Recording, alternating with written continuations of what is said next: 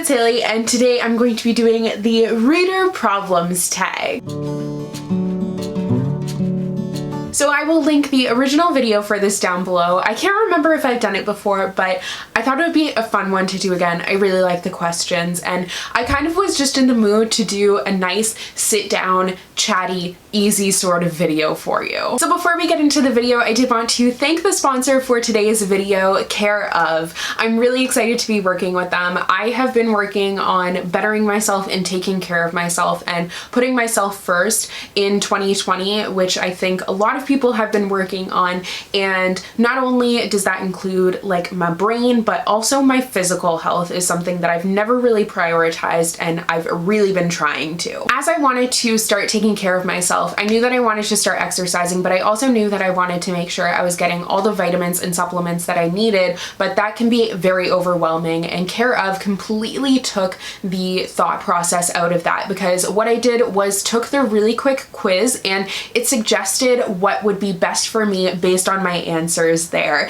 And it's so cool because it also suggested a variety of products, and it tells you exactly why it suggested those things, which is awesome because I could be like, okay, you suggested this, but why? But it tells you exactly there. So they have quick sticks, which I got extra batteries, which they suggested for me because I said that I need a little pick-me-up midday because I find myself getting very sleepy in the middle of the day. And then they also suggested Dream Team, which is melatonin, and this is another quick stick because I really have trouble falling asleep. Like I said, exercising and muscle tone is something I've been working on a lot, so they also suggested a whey protein powder. This is a vanilla one, and it's super yummy. I love it for my smoothies. You guys have seen my smoothie journey if you watched my vlogs recently, but this is super good. I also got a creatine supplement to help out with that muscle recovery and all that because I do resistance training, and some electrolytes because I tend to get very thirsty. The last thing, of course, is the vitamins, which is so cool. It comes in this little thing which you literally just like pop out your pack of pills here, and it says, "Hi Hailey." It has a little quote on it every day, which is so fun, and it has your pills there, so it honestly is so easy to take care of yourself. It takes the thought out of all of it. But in here I have magnesium, which is to help with my muscle recovery, and rhodelia, which I'm probably saying incorrectly, sorry, but that is because of my low energy in the afternoon. This company also has an eco-friendly mindset. Their pill packs are compostable, which is so awesome. But as we are getting into the colder months, we want to make sure that you're staying healthy, so I think that checking out Care Of would be absolutely great for that. But really, whatever you're looking for to take care of yourself, you should check out their website and take that quiz and see what they recommend. If you were interested, you can click the link in my description box down below and get 50% off of your first month, which is such a great deal and definitely is worth it to try it out. I'm sure that you guys will really enjoy it. So thank you very much to Care Of for sponsoring today's video. So now getting into the reader problems tag. So the first question is, you have 20,000 books on your TBR. How in the world do you decide what to read next? I'm going to be looking at my computer down there to get the questions. So how do I decide what to read next? Generally, I feel like a lot of times when I'm reading my current book, I kind of have something in mind already for what I might pick up next. And that's kind of like, I will take a look at my TBR and kind of choose something based on that. But I'm never really one to stick to a TBR. I love doing TBR videos because I like talking about what I might be reading soon, and it kind of switches things up a little bit from recommendations videos, so I do really enjoy doing them.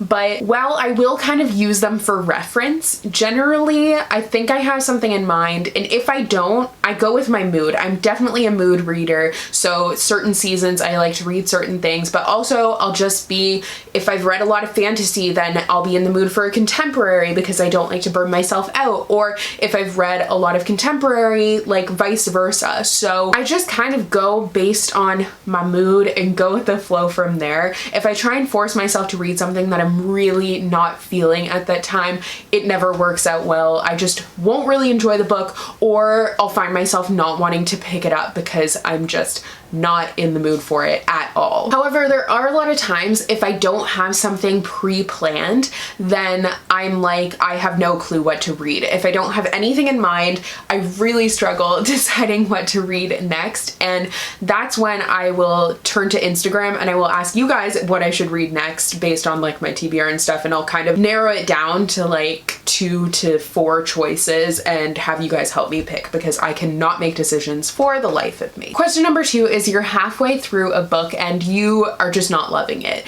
So do you stick it through or do you end up putting it down? Before last year, basically, I would say that I would stick it through and I'd finish every single book that I picked up, but now I definitely would put it down. However, well, last year I DNF'd actually quite a few books. This year I have not DNF'd nearly as many, and I don't really know why. I feel like I've been kind of having better luck, but also I've just been, the books that I kind of feel meh about or I'm not really loving, I do kind of want to see through to the end. So I think I've only DNF'd like 2 books in total this year, and I did a whole Bookmas topic last year on books that I DNF'd, which did not finish, by the way. But this year I only have 2, so I have no video that I can do for that. But DNFing for me was life-changing with my reading. It helped me to not burn out, not lose momentum, because when I was just forcing myself to trudge through books that I just did not want to read, it super slowed me down, which makes sense. Really, when you're forcing yourself to read something, obviously it's going to make you less inclined to want to pick up a book. So if you're very anti-DNF, I recommend trying it out. It might really help you out, especially if you're having issues with getting into reading slumps, because that would send me right into reading slumps. But DNFing adds a lot more freedom to my reading, I guess, and doesn't make me feel bogged down by the book that I chose and like feeling like I have to finish it. I think why I haven't really DNF'd so many books this year is because there's not really any books where I was like, this is horrible and I'm hating it so much that I don't want to finish with it. It's really just books that I felt very average about. The one that I can think of is like The Betrothed, but that one, I just wanted, like, it was such a quick read and I just wanted to finish it because I had been so excited for it. So I feel like if I was going to DNF any, then maybe that one, but I ended up just reading the whole thing. Question number 3, the end of the year is coming and you're so close but so far away on your Goodreads reading challenge. Do you try to catch up, and how? I use my Goodreads reading challenge as a personal challenge. I don't care what anyone else does or if anyone else sees it, or I don't want like a pat on the back or anything for accomplishing it. I just want to feel that personal accomplishment with myself. So my Goodreads challenge is just about me and my reading and my books. It's just something to make me want to pick up a book more so than scrolling on my phone or being kind of lazy about things. So this year I set my challenge at 100 books, and thus far I have read 96, and I have only about a week to go where I can read before Bookmas. So I am going to try and finish those 4 books.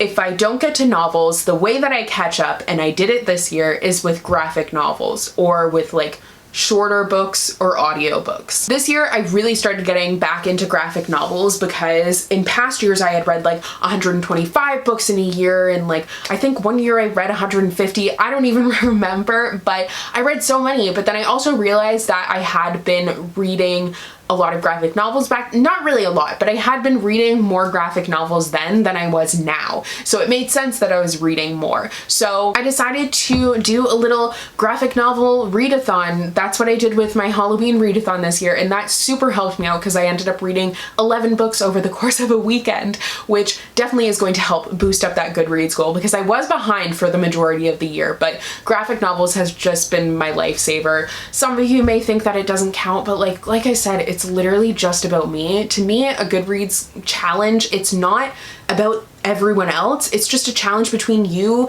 and like to kind of push yourself to read more. Like, don't feel pressured by it. It's just something fun for me. I enjoy doing it. So another thing that I would do is try rereading an old favorite because I feel like I often go through those pretty quickly because I have already read them before. If you're really desperate, you could also like read some children's books or something. There are tons of options for really small books that would really help you to get to that goal if it matters as much to you as it does to me. Question Question number 4. The covers for a series you love do not match. How do you cope with that?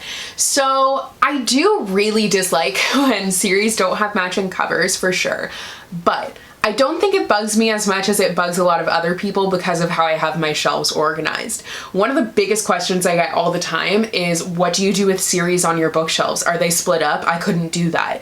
And they are split up because all of my books are just by color, but I've had it like this for so many years that it's just natural to me to not have my series together. When I first started doing a rainbow bookshelf, I was like, that's kind of weird. Like, I don't know if I like it so much. I do like having my series together, but more than I like having my series together, I like to have them like rainbow, and that is just much more enjoyable for me, and it's easier for me to find books, for sure. So I know it bugs a ton of people that I don't have my series together, but they're social distancing, it's fine. They're doing great, they're thriving. So yeah, like, well, if I'm looking at a series together, I hate when the covers don't match. It's not a huge deal for me because they're probably not going to be next to each other on my bookshelves anyways, chances are. Number 5, everyone and their mother loves a book you really don't like. Who do you bond with over shared feelings? I feel like this is generally when I will turn to my booktube friends, but also just like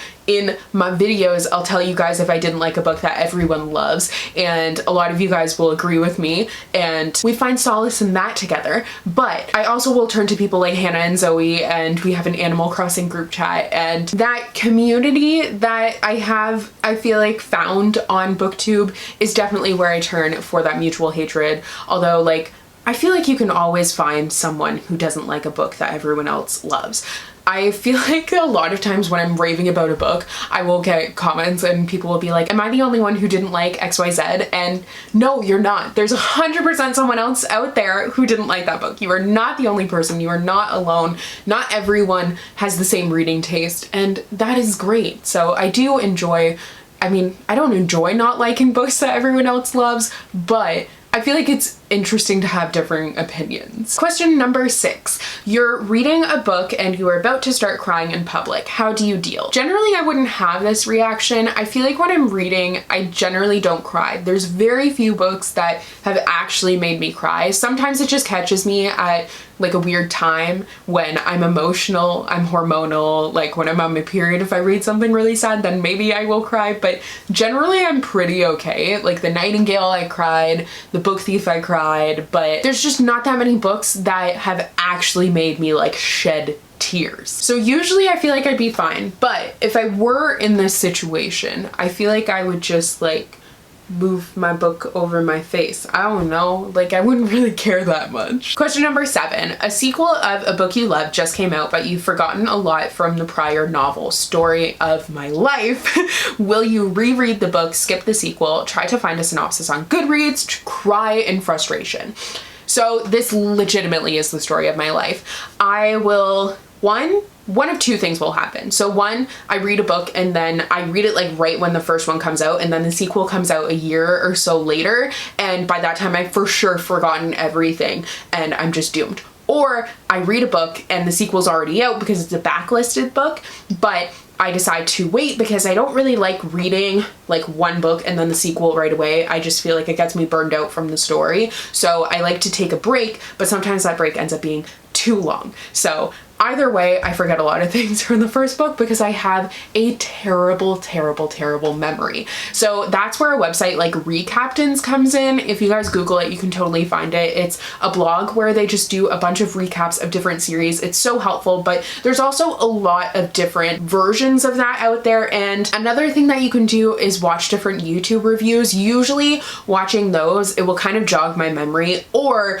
I will go back and watch like my wrap up or recent reads or whatever and get more of my like memory of my thoughts. Reading vlogs too, like when I'm planning my reading wrap-ups, I watch my reading vlogs because I can't remember what I thought of books. Like, I'm not kidding you when I say my memory is absolutely horrible. I usually won't reread the book just because I don't like taking a lot of time to reread. I like experiencing new stories. There's so many new stories out there that I want to read that I generally don't prioritize rereads. Question number 8. You do not want anyone borrowing your books. How do you politely tell people no when they ask? I feel like this is kind of something that like I used to deal with. Basically, my issue with people borrowing books is I know that I'm not going to get it back for a while, and what if I need to include in a video or whatever. So the only people that I'll really lend out my books to is my family, because I can just be like, can I have it back now? And then I get it back. So generally I really don't lend out my books much, but also people don't really ask that much anyways, because I feel like they